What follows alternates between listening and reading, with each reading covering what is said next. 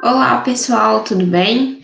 Bom, esse é um vídeo para ajudar vocês um pouquinho em filosofia, porque agora a gente começa a complexibilizar um pouco mais a nossa linha de pensamento dentro da estrutura filosófica.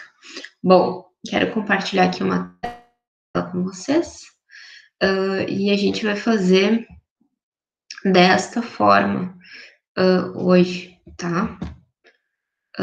A gente vai trabalhar um material que eu produzi para vocês e a gente vai estar analisando ele. Bom, primeiramente, eu espero que vocês tenham gostado de pesquisar sobre os filósofos pré-socráticos. Eles são fundamentais para o que vem agora. Então, o que a gente precisa estabelecer? A gente analisou toda a estrutura filosófica e agora, a partir daqui, a gente vai dividir a filosofia na antiguidade em dois tempos, certo? A gente vai estudar os pré-socráticos, os homens que viveram e que pensaram e começaram a introduzir um pensamento filosófico antes de Sócrates, e depois a gente vai estudar a trilogia, né? Sócrates, Platão e Aristóteles. Lembrando também que a filosofia ela não está circunscrita somente na Grécia, né? A gente fala muito de filosofia antiga dentro da Grécia, mas a gente também vai estudar a filosofia oriental. Lembrando que também existem doutrinas e pensamentos muito complexos, modo de vida que estão sendo estruturados no mundo oriental, mas que a gente acaba não contemplando. Então, apresento para vocês a filosofia na antiguidade, e é a antiguidade clássica, é a antiguidade de Grécia, tá? Bom, a gente já sabe quais foram os motivos que levaram ao pensamento lógico e racional na Grécia, né? Principalmente a superação entre a estrutura mitológica e agora uma explicação racional, né? Mas ainda falta discutir quais as proposições e os debates para além da política que surgiram na Grécia, né? Aquela ideia de polis, de democracia, democracia para poucos. Depois a gente tem a superação do mito, né? Como explicar as coisas que não por explicação mitológica. E a gente tem, então, o surgimento da filosofia. Bom, o primeiro filósofo que a gente tem que analisar é o Heráclito de Éfeso, né? Esse cara aí viveu ao que se entende, né? Antes de Cristo, e ele dá início a um período chamado, né, de período pré-socrático, ou a filosofia pré-socrática. Os homens que vieram antes de Sócrates e que tiveram algumas ideias para começar a pensar ou estruturar respostas para as perguntas que eles tinham. De onde vim, para onde vou, do que sou feito, o que é matéria, o que é água, somos todos água, né? Então, nós vamos trabalhar alguns daqueles todos que vocês foram receber uma listinha aí de nomes, certo?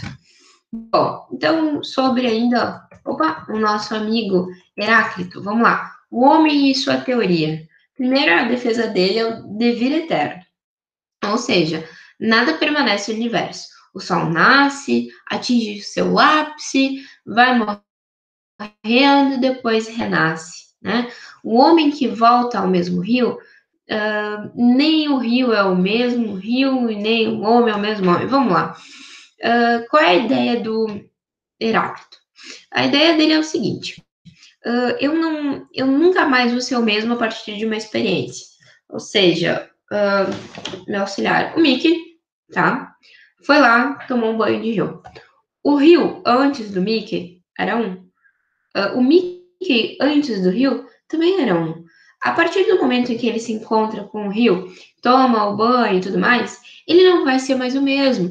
E nem o rio será mais o mesmo.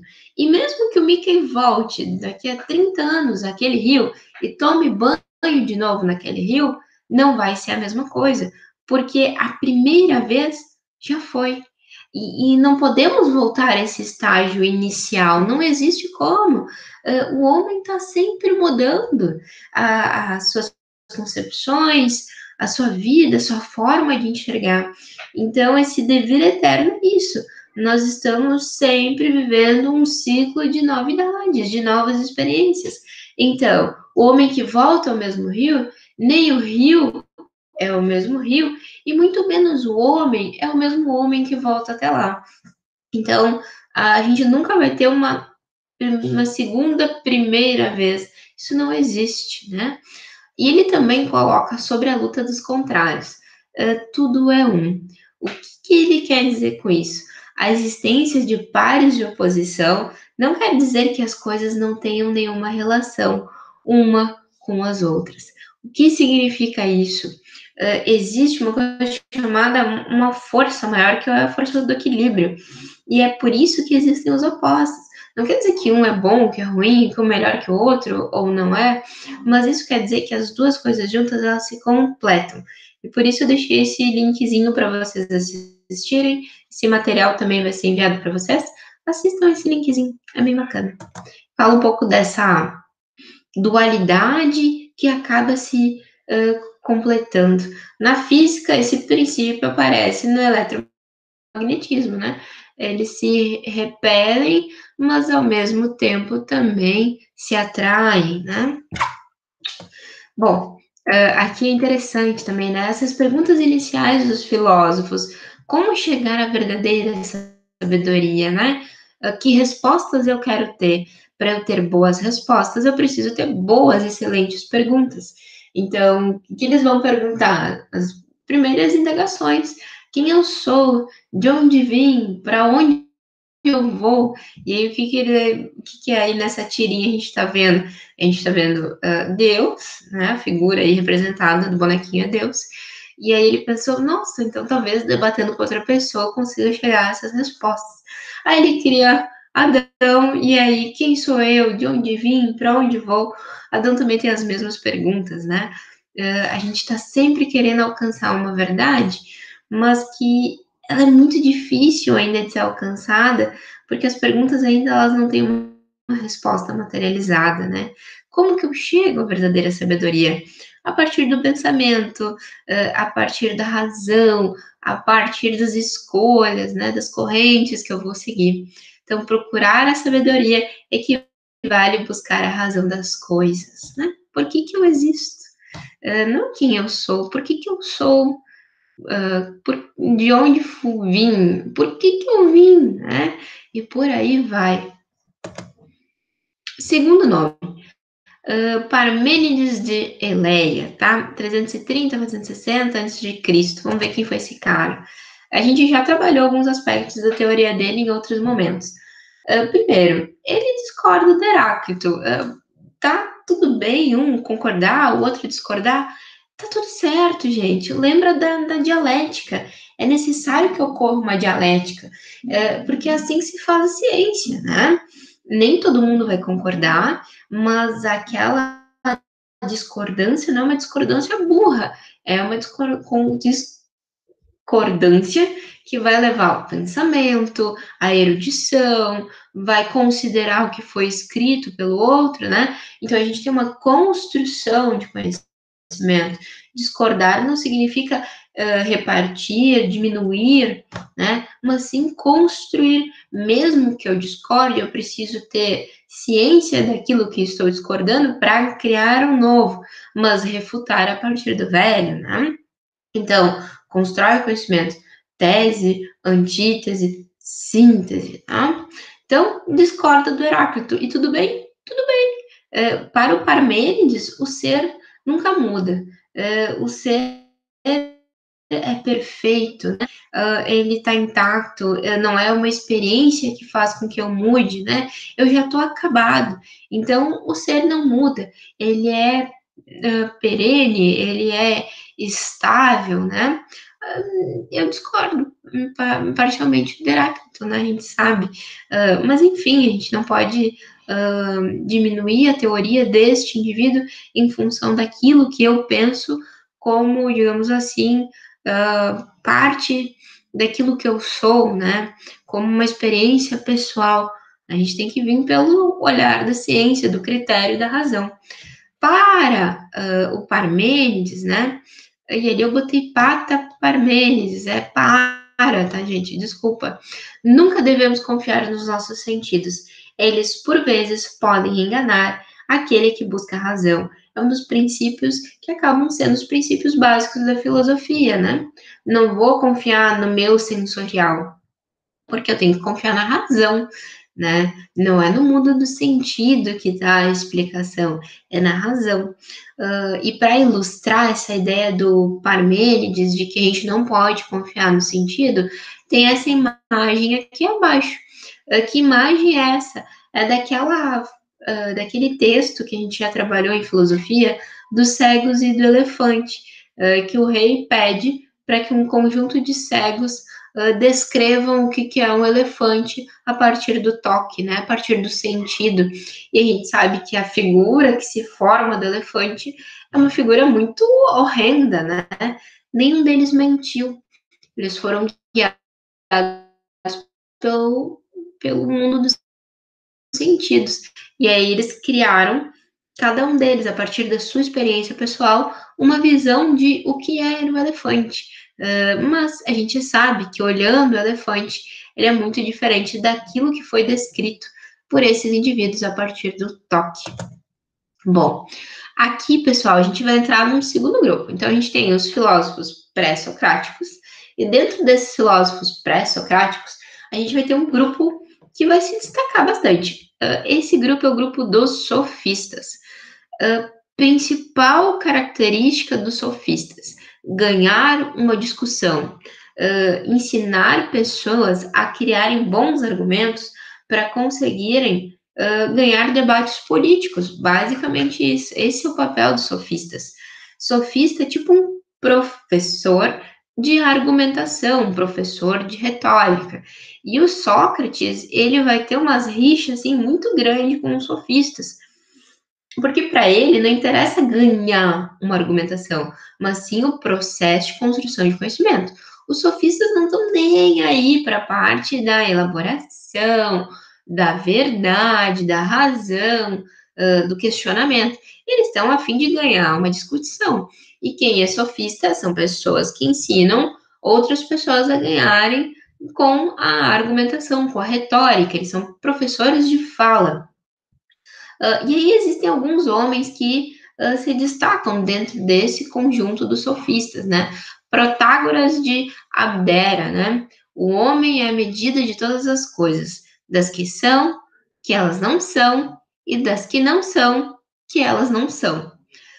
Mas o que isso significa, né? Como que a gente pode validar esse argumento do Protágoras? Cabe ao homem decidir o que são as coisas, né? O que elas devem ser. Cabe ao homem mensurar o valor das coisas. Cabe ao homem identificar que ouro vale mais que ar. Hoje, ar está valendo mais que ouro. Vamos deixar assim. Mas, enfim, segundo sofista aí, que a gente também tem, que o nome aparece bastante, é o Gorgias de Leontini, né? O que é ser de fato para o Gorgias? Para esse filósofo, não existe a compreensão da verdade. Tudo que sabemos e conhecemos é a palavra, o nome das coisas, e não a coisa em si. Eu conheço a palavra paz, mas o que é a palavra paz? O que ela significa? Eu posso dizer árvore, mas árvore não se resume a uma única espécie, uma única figura de árvore. Se eu pedisse agora para vocês, desenha para mim amor, o que vocês desenhariam? Se eu pedisse desenha cadeira, cadeira eu sei a palavra cadeira vai designar um objeto. Quantos exemplos desse objeto a gente tem? A gente conhece o nome, mas a coisa em si, a que eu estou tentando me referir a vocês, ninguém conhece. A minha ideia de casa não necessariamente é a ideia que vocês têm de casa, mas eu sei que casa se escreve C-A-S-A, casa, muito bem. Mas o que é de fato casa? Se eu dissesse, desenha casa, olhasse o desenho de vocês agora, se não tivesse o meu padrão de casa, será que o desenho de vocês estaria errado? Ou ele estaria certo porque ele obedece o que vocês conhecem sobre uma palavra. Então, o que é ser de fato? O que é ser de fato? Não sei, né? Não existe a compreensão da verdade. Ou seja, a busca pela verdade, segundo Gorgias, ela não existe. Exemplo do que é e do que não é. É isso. Casa, várias ideias. Amor, desenhar um coração. Esse coração, aquele assim, bonitinho, é amor? O nosso coração é dessa forma? Por que desenhamos coração do jeito que desenhamos? Conheço a palavra amor, mas o que amor tem a ver com coração? Porque quem foi que disse que coração é onde vive o amor? Né? Por aí vai. Bom, pessoal, não se esqueçam, pré-socráticos existem vários filósofos. Cada um deles vai defender uma coisa diferente.